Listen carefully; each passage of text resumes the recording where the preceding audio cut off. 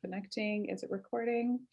Looks like Okay, we are recording. Hello, everybody. My name is Zeba Hassan, and I am talking today to Lisa Malone. She has a professional cleaning company, not cleaning, it's a organization, but you do everything, like every single thing. I even saw editing of pictures and helping people move. You're kind of like that one-stop shop for all things to get that clutter and chaos out. Lisa, thank you so much and welcome today. And you want to tell us a little bit about your journey because it didn't start off the way no. we might think that it would start off. Correct. Thank you for having me. So I started this business about 6 months ago, but I've always been organizing and straightening. And from what people might describe as having a control issue, it really was just the need for calm in my surroundings, as everyone can imagine. So I have a degree in journalism, and I started out in event planning. I have a natural aptitude for project management. So you can kind of see how the professional organizing would have evolved from that. I spent 20 years selling software for Microsoft and a company called Sage Intact. Ironically, accounting solutions, and I cannot account my way out of a bag. So numbers are not my thing, but the process of it and the communication was a strength. So I loved working with my implementation partners in technology. I have a technology aptitude as well, but just not accounting. So that was nice though. So I started doing professional organizing just surprisingly through the pandemic, through a family member who was really eager to create a home office. Two adults working at home, two children elementary school aged, and the house kind of got away from them. So in addition to organizing, I was staging, I was doing some decor. My husband refers to me as like a Mr. Fix-It. I always have a tool belt on. So if there was something that was broken or a lamp that wasn't working, the lampshade was too high, I was finding the insert for it to get the right lamp.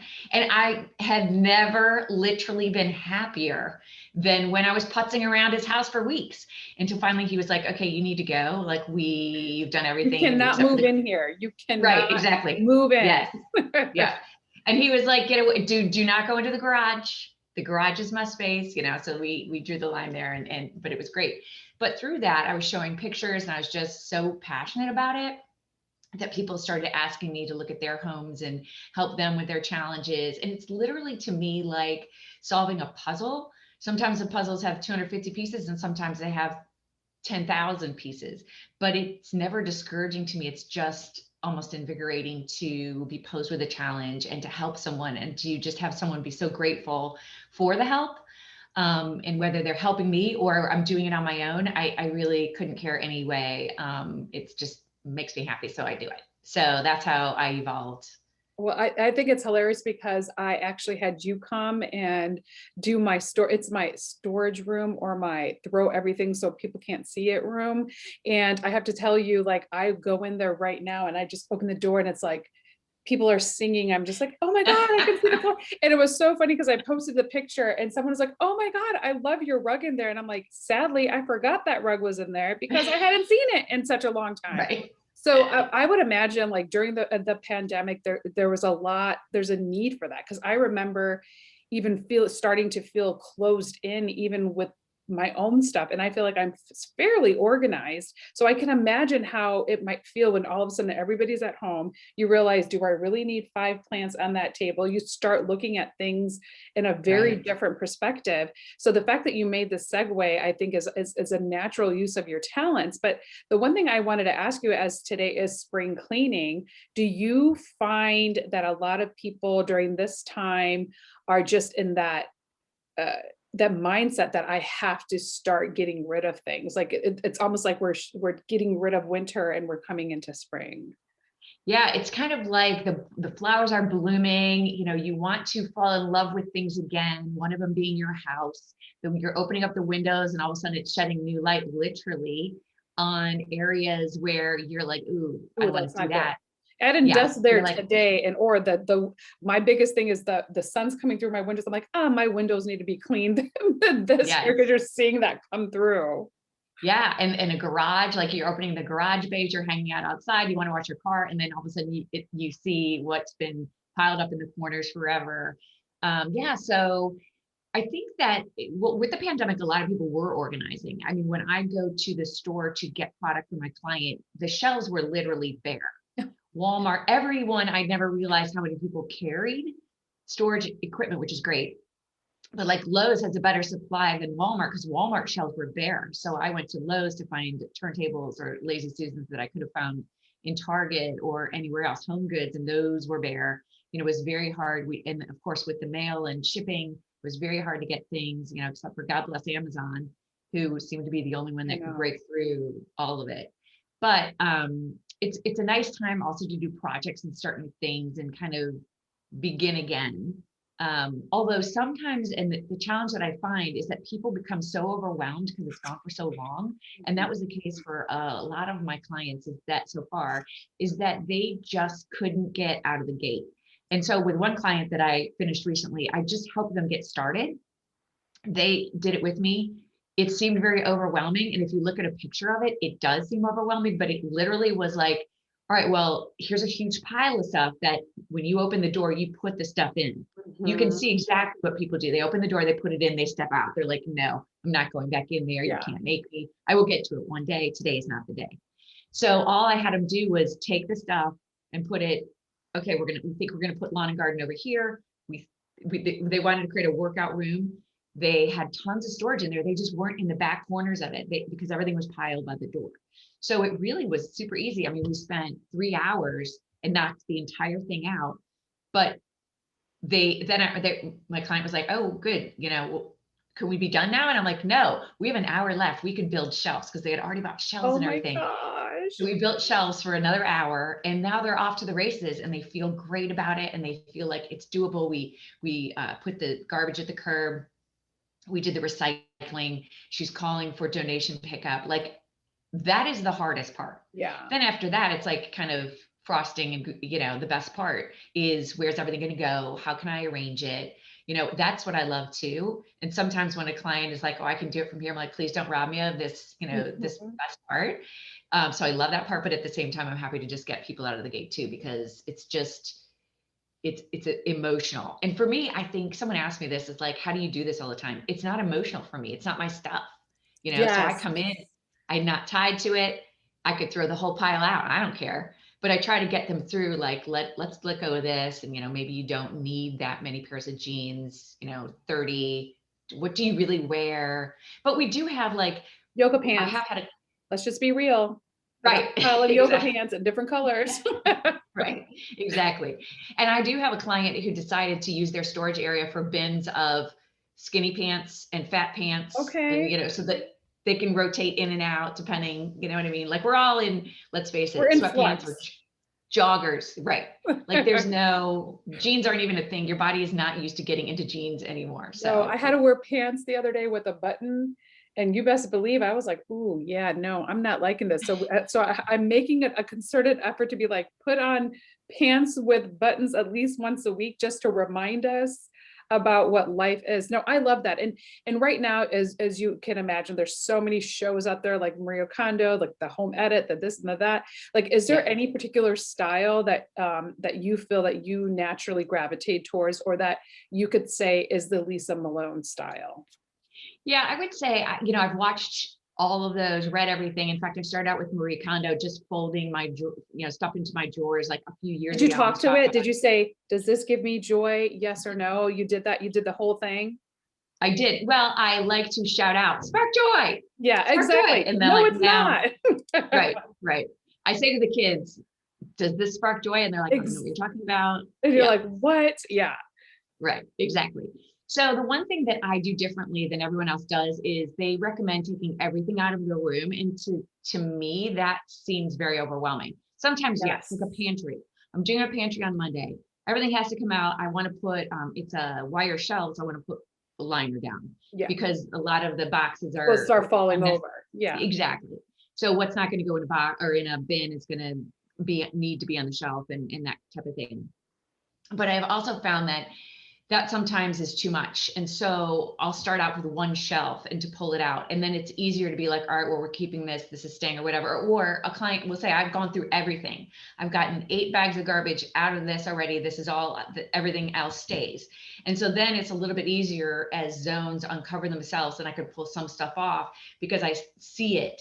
And I think about, this is where, the baking stuff is going to go. This is where catering is going to go. This is where crafting is going to go. And then you can kind of take place. And sometimes when a client is like, I've done everything, I'll show them something and they're like, ooh, well, I really need access to this component of this zone. Can you rearrange it? And then it's super easy because you already know what's going to be in that zone. And anyway, so that's really what I do differently, just for my own process, especially because I'll do a 4-hour session. It's physically, it's harder to do longer than 4. You certainly can, but it's just not as enjoyable. It gets a little bit more exhausting, and that's not the goal. So I can then kind of manage to that. And I like to straighten up before I leave, whether people are in there or not. It's just kind of like a wrap up, like the garbage needs to go out and all that. And so then you can see the progress.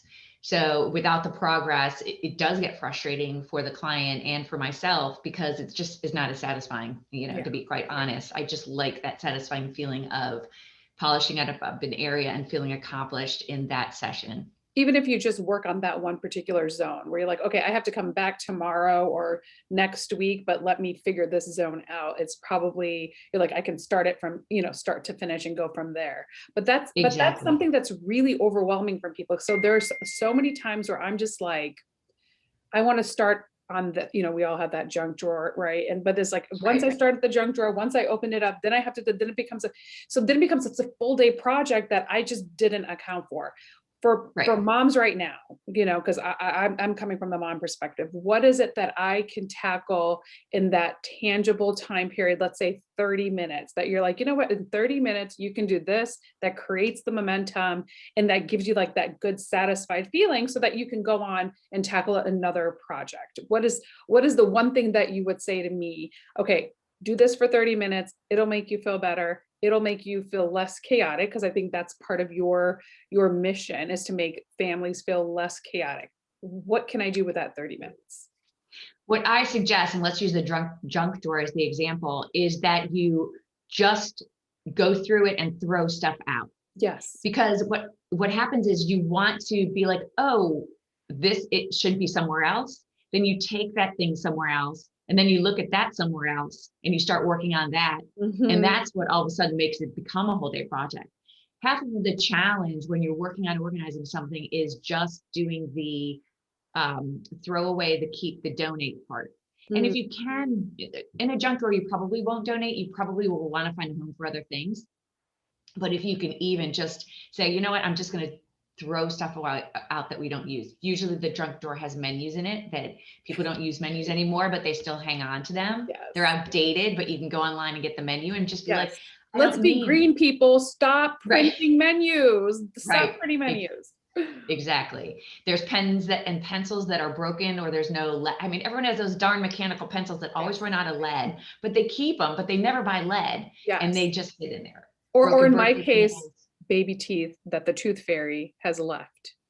In your junk drawer? In my junk drawer. I found that yesterday. I was like, oh, the tooth fairy did not take this away. But you even find baby's teeth in there. Sure. Yes, exactly. So that's what I would just suggest. Even if you're going to do one shelf or one cabinet in your kitchen, or even underneath the sink in your kitchen, which gets very overwhelmed with stuff, just go through it and figure out what you can dump, what you can throw away. Most likely you've bought more than one cleaning product, the same thing, and you can combine them in one bottle because you were almost out of one, so you bought another, and then you started using the new one instead of the old one finishing it. So then you can combine them. That's an easy tip right there, is combining old cleaning supplies, wiping it down. You don't need 50, sponges. Get rid of those things. And honestly, don't you feel like when it's done, like the house feels lighter? I almost feel like my house is happy that they're like, oh, thank you for making me lose the weight today. Like if it were that Right. easy for everybody else, right? Like just go and Right. do that. So my other question to you is, because you do have such a unique background, like starting with Microsoft and then becoming an event planner. And, the one thing I like to focus it on is that you can have a career change. It's not the end of the world. Like you don't like something, like to your point, it doesn't bring you joy, it doesn't energize you, and you've decided to take such a quote unquote traditional, career choice and now kind of make it and go off on your own and become an entrepreneur in your own right. What is something that you can, for somebody that's in a similar situation, not loving what they're doing, a little bit scared to try something new? What is something that you would say to her to kind of get her to that next, get her over that hump and making that decision? Yeah, I think the first thing I would recommend is to try things on the side. Like side hustles are a huge thing right now. Everyone's doing it because of that reason, is that they really like doing something else, but they can't financially make the switch. I would suggest going online and finding like people. There's so many organizations of like people. So when I started doing this, I went online and I found a bunch of professional organizing Facebook groups. And so I started following them and I was like, oh, this is a thing. I'm Mhm. not alone and I could ask questions. Everyone is so helpful. There's so much out there at your fingertips. I think sometimes my clients should know just as much, but they don't want to know just as much, right? Mhm. So you don't realize the value you bring to whatever you're passionate about, because even though you think, oh, everyone else is doing this, they're not. Right. You need to find, like, you don't need to reinvent the wheel. There's so many tools out there to help you get started. You can start bringing in revenue on the side, like I was saying, as a side hustle, and then evolve, or I don't know, you can certainly go cold turkey and Make just that do it. leap. Exactly, exactly. But if you are nervous, and want to kind of take it in stages, then that's what I recommend. There's just such a great support system out there that's at everybody's fingertips. So I'm hearing, find it, find your passion, find a supportive group, get that information. If you don't feel like you can go, cold turkey and jump right in, have a little bit of a side hustle, because all of us mamas and women are doing side hustles in some capacity. So go ahead and get Yes. that done. That's really, really great advice. So where can people find you, Lisa? Like if they want to, because I know you're in the DMV area, so you're not for Yep. everybody yet, but where can people find you if they are in this area? So I have a website.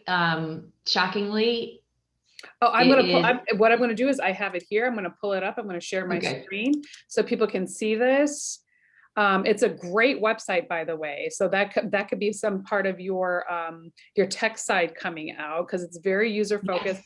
I want to live in this apartment. So So do I. yeah, I'm like, I want to live in this Alone. apartment. No kids. No, I mean, yeah, no kids in white. If you see white furniture, Right. you do not have kids, because that is not happening. So the one thing that I found on here that I thought was super important, that I wanted people, especially because I was called my generation, the sandwich generation, right? Like we're at that stage where our parents are just starting to retire, and they're starting to downsize. And one of the things that you offer is, I think you have for elder care, or to help people like move to that next stage, like downsizing. I wish you were in Chicago, because I would just send you to my parents' house, who I'm like, you don't need to live in a 6,000 square foot house with two people and like five Right. lamps in a room. Can we please get you? So that's something I would imagine a lot of people are starting to go to. So do you see that a lot, or what is it about that particular demographic that got you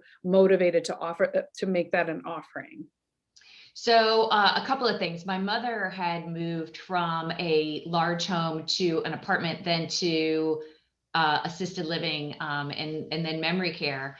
So with her, I found my basement becoming full with For stuff, sets of right? china, Yeah. her And you're like, who stuff. uses China anymore? Nobody Nobody uses wants your china, China. mom. Yes, exactly. And I have my grandma's china. I still have my Oh. china. Yeah. So I realize, and it could be just kind of my age and my group of colleagues, everyone's families are downsizing. They have parents that they're taking care of. They're moving in with them or helping them.